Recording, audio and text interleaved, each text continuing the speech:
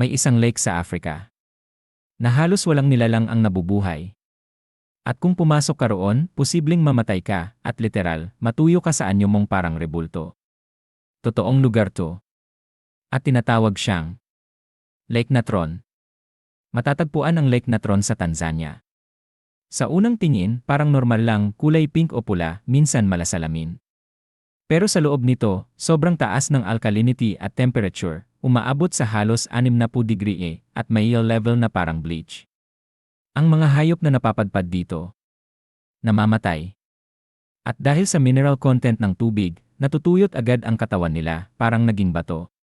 Hindi ito curse o magic, ito ay gawa ng trona at sodium carbonate sa lake. Ito rin ang dahilan kung bakit sobrang konti lang ang mga hayop na nabubuhay dito. Pero nakakagulat pa rin makita ang mga ibon at hayop. Parang nakapose habang patay. Lake Natron, isang magandang tanawin.